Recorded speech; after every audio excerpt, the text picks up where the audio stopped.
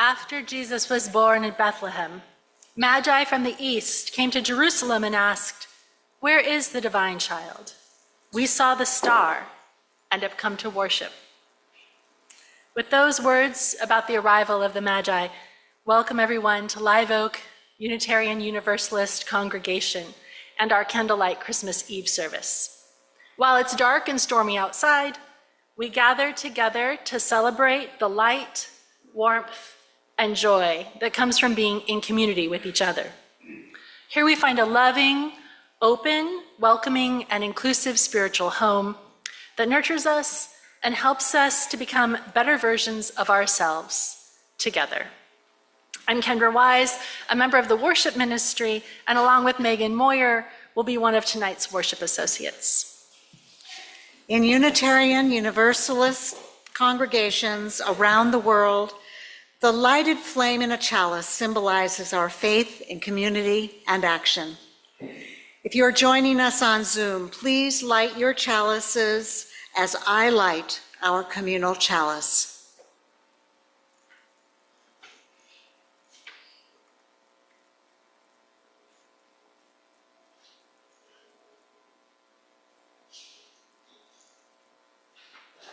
Yeah, we're gathered to talk about the three wise guys who came from the East Coast following a star. I think it was Frank Sinatra. Wait, I'm in the wrong story. There's a poem that was written a long time ago, 1916, about the wise men arriving. I didn't like the poem, so I'm going to tell you the story. The wise men come all this way, and they arrive in Bethlehem, and there's a big door, and there's no latch on the door, no doorknob, and they are baffled. They've come all this way. They don't want to knock because the baby might be sleeping. So here these brilliant viziers, or whatever they are, sit down to try to figure out how to open this somewhat massive door. And a little guy comes up, a shepherd boy, and he's carrying something. He's got some lambskins for the baby. He walks up, pushes open the door, and takes them in. And they're astounded. It's a miracle. This small boy has solved the riddle of this door. And the kid looks out, he says, there was no lock. Some kind of lesson in there. Maybe things are more available than we think. Maybe we come to this service with question marks about what are we doing here? What is this story? And the door is a little closed. And maybe we can just push it open and get whatever that is. Get whatever that radiance, inner peace, hope, whatever's inside there. Just a thought. So this is partly about gifts. Remember, the important thing is not what you give or how you wrap it. The important thing during this very special time of year is that you save the receipt. Why focus on the wise men? They didn't actually even come on Christmas Eve. It's Epiphany, it's a little later, but it's always in the creche. It's part of the picture, and it's the interfaith aspect of the story. As Christina was explaining, these travelers came from a place that was Zoroastrian and a few other religions, a very cosmopolitan part of the world, the most populous part of the world at that time, now called Persia. And part of this takes place in what is now called Iraq. The children of Israel spent a period of time in exile, about 200 years, around the 5th century BC. And during that time, they were exposed to other ideas. Finally, King Cyrus invaded Babylon, and they were allowed to go home. And he's considered quite a benefactor, even though he wasn't Jewish, but he understood that people should have their own traditions, allowed them to return, allowed them to rebuild their temple, actually returned the temple treasures that had been taken when they were taken prisoners. One of the things they did was bring back the stories. They were good stories. There was a story about a virgin birth and a child, magical child that would bring peace and could conquer death and resurrection, and lead to a redemption of the planet and an afterlife. All these ideas, many of which weren't in Jewish lore at all, some of which had some faint stories which were then embroidered by the news stories they came back, and the syncretic, that is, this amalgam, which happens in all religious traditions, is what we then end up inheriting. And Western civilization is built on these Zoroastrian stories. We don't think of it that way, but that's where they came from, and that's what this occasion is. This occasion was stolen. The story was stolen, and the date was stolen. The date is the birth of Mithra, the sun god, again from the east, but very widely celebrated by the Romans. So here we are in this pastiche, and it's always been intercultural, that is multi-faith, and just usually thought of it that way.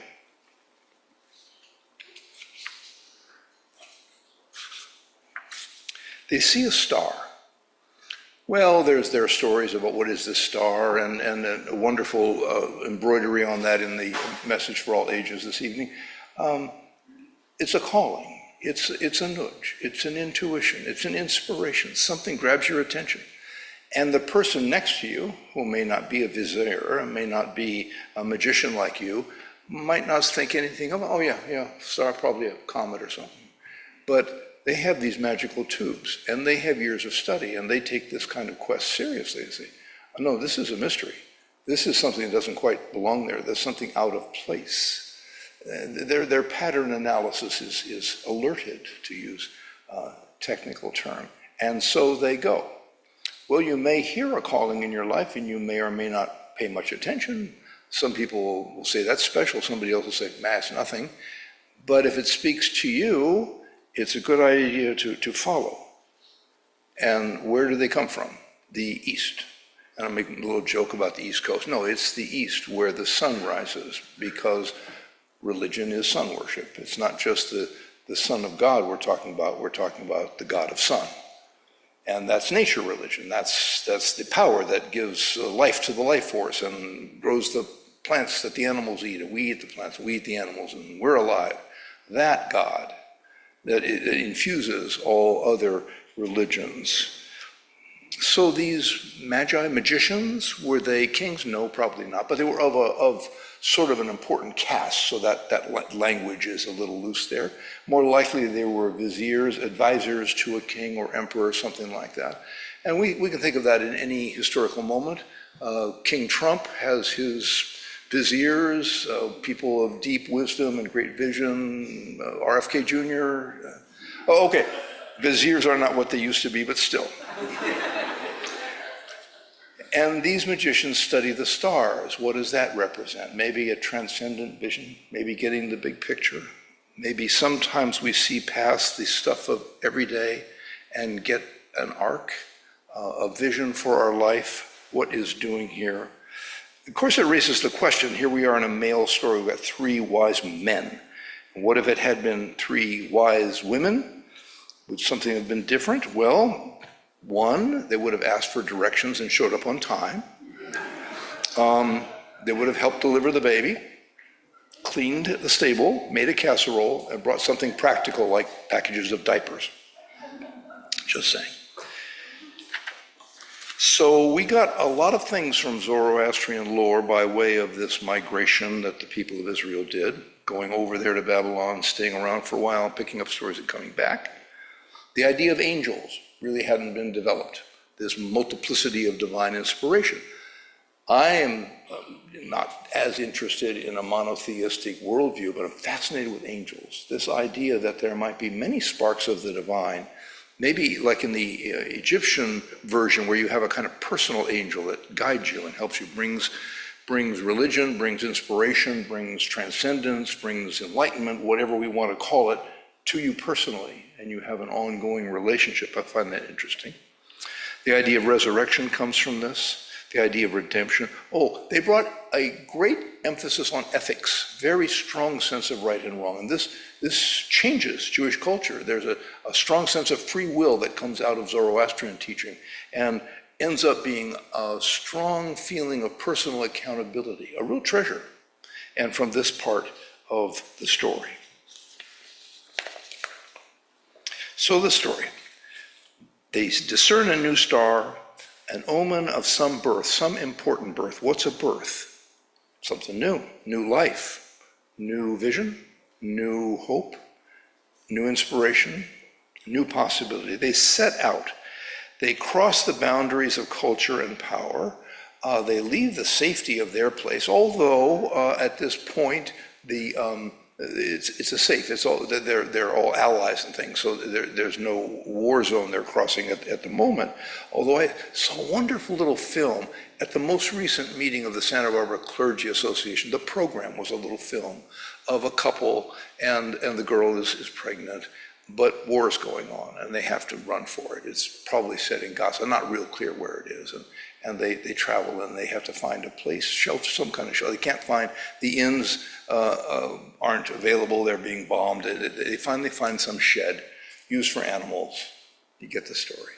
And that's where the birth takes place. And the last line in the little film was, and to this day, people still celebrate our refugee story. It was nicely done. It's probably on YouTube. So if we think of the star and its meaning to us, if we identify with the travelers, with the Magi, if we are the magicians of our own life story, that is something numinous that we are called to. I'm a psychologist, so I'm thinking, yes, the deeper meaning of life. If you're more spiritually inclined, it's a connection to the sacred somehow. Whatever. You'll know when you get it. Make of it what you will. And these three figures, this sort of magical trinity, well, one could be discernment, our own intelligence. One could be devotion, our heart, our feelings. One could be courage. It took all of those to make that journey. There's a kind of inner teamwork involved. We need integration. We need wholeness. We need all of ourselves, and not to privilege one over another. This is a very productive culture we're in, so a lot of emphasis on mind, what you figure out. There's a kind of the possibility of control. Productivity comes from control. Well, it's a good thing, and we've done a lot with it. We have great technology. But what about the heart? And what about moral courage? These need to be equal partners in the adventure. When they arrive, the Magi go see the guy in charge, and they're important, so they go right to the top. They meet the King Herod. We're here for the special birth. The great leader, the king. He says, I don't know about that. And they explain a little more and where the star is and everything. And well, that's where Bethlehem is, but I'm not in on this. Listen, when you find out about this new ruler, leader, whatever this is, come back and let me, because I, of course, want to celebrate also. He doesn't want to celebrate. That's competition. He wants to stamp out the competition. So that's the part of us that would not be along for the ride. The inner Herod is sometimes called the threshold guardian or gatekeeper. You have a good idea, you have some inspiration, you want to go for it, and then the fears kick in and say, oh, well, you don't have the money to do that, you don't have any time, and people will think you're silly, and that's a dumb idea. There's always a critic in here, there's always a cautionary vote that gets in your way. Count on it, there's always an inner Herod. So getting past that is a challenge, dealing with that if you want to do anything. A journey story is about transition. It's about our own changes, our life stage changes, whatever's new in your life story. The child then would be the emerging new thing, the new story. Just about the time you get used to a stage of life, just about the time you get good at that story, it changes. So it goes. And you get to be a child again. You get to be innocent in the difficult way, innocent as in uninformed, because it's a new landscape, there are new challenges, and your old skills, well, they were really good for that section. You might be able to use some of them, but if you're in your 40s and you try to use the tricks that worked in your adolescence, it doesn't look cool anymore. It doesn't work so well. You need a set of tools appropriate to that stage of life. And what are these gifts? These gifts. There was a fourth. It doesn't, in the scriptures, it doesn't exactly say how many wise men. So there's been speculation. Was it three? Three is a trinity. That's pretty good in a religious story. But some say there was a fourth. And his gift was a big jar of protein powder. Yeah. It was a way in the manger. I like that one. Okay. Pleased with myself even when they're awful, but some of them still amuse me. Okay, The gold, what's gold? Well, your worth. What is your treasure? What is your gift? Not to get all proud and vain about it or anything, but know yourself. Know that there are some things you can do. Try to maneuver so that you can be doing the tasks that you're good at. And if somebody says, oh, help with this, if you're not very good at that, but you could do this other thing really well, try to wiggle over that way because your contribution will be more valuable. There will be more gold. What is frankincense? Well, it's incense. Incense is used in ritual, in meditation, in prayer. We light the candle. We don't use scented candles. People are sensitive to the scent, but that same idea. What is your reverence? What is your practice of mindfulness? How do you reflect? How do you quiet yourself and go into the unknown places, the wisdom that awaits within? There's that gift. And myrrh?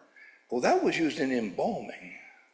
What is that doing here? Well, we know the story. We know what's going to happen to this little baby. So, okay, it hovers throughout the whole, it hovers through our stories too. We're all going to die, and we don't know that for a while. Then there's some moment you realize some grandparent dies or something. Oh, what is this death thing?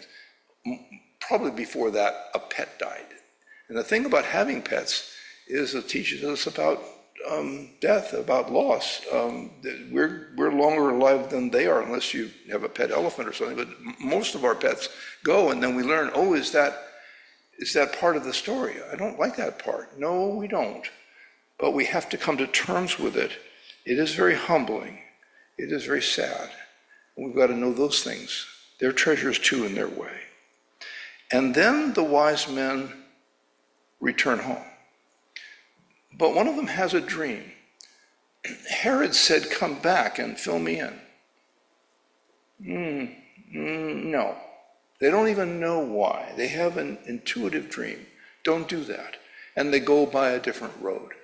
And I actually pulled out the old maps to see how, yes, because Bethlehem is south of Jerusalem, and Persia is far east, but also north. So they would have come in westerly and then turned and come south. But there's another road, a lesser road. You go straight east, and it's more arid, fewer watering holes, a more difficult path. But they did that to avoid informing on, they picked up this, whoever that was that we met first is not trustworthy.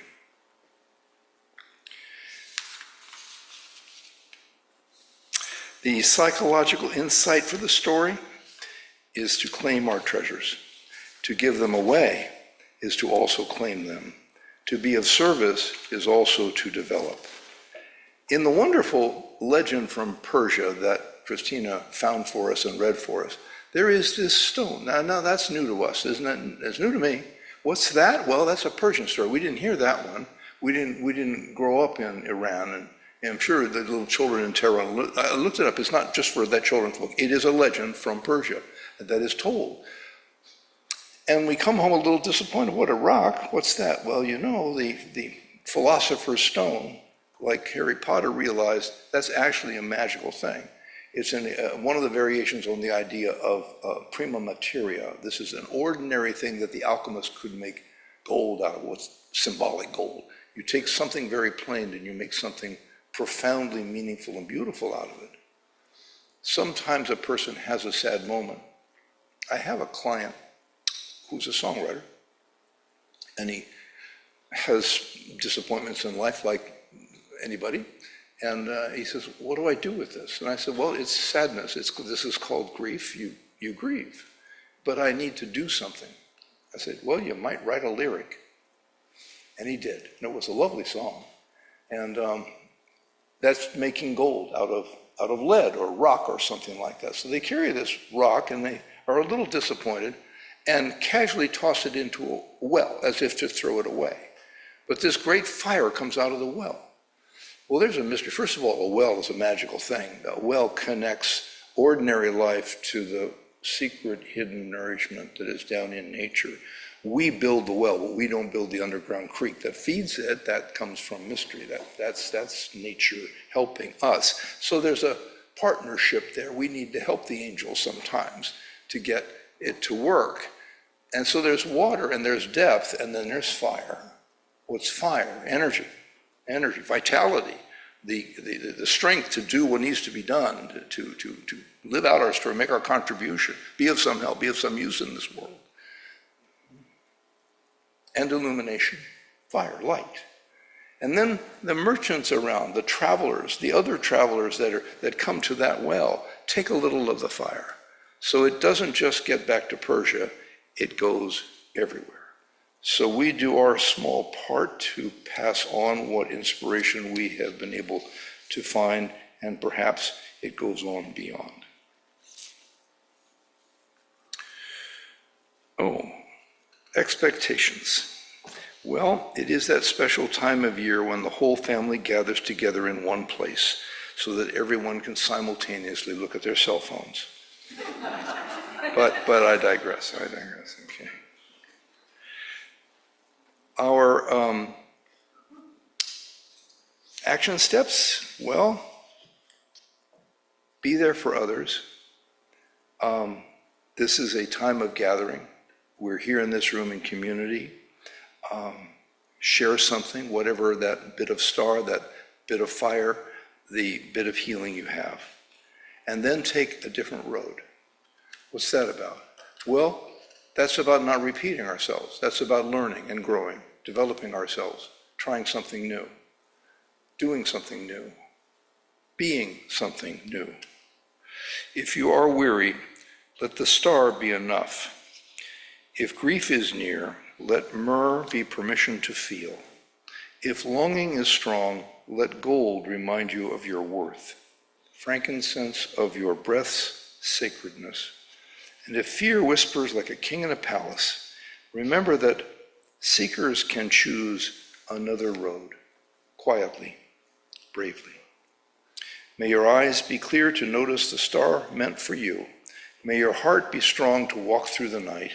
May your hands carry gifts that bless and heal.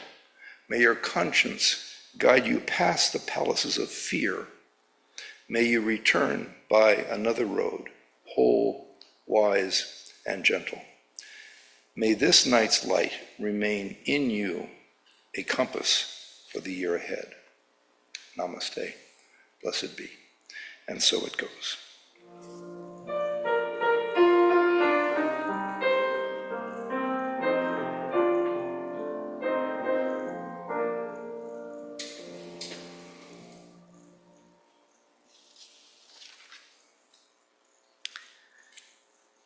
Tonight, in this community, we have shared stories, sung carols, opened our hearts to the beauty of music. Tonight, we have turned to one another, lighting each other's candles in the dark. Tonight, we have dared to hear a message of hope spoken once again against the challenge of the world. It will soon be time to depart, to go forward to our lives and to the world. May joy be your companion, whether you are with others or alone. May love be your strength, and may the gift of community dwell in your heart. For here in this place, you will be welcome always, whenever you choose, whenever you need. And now, as we extinguish the light of our communal chalice and our individual candles, our service truly begins.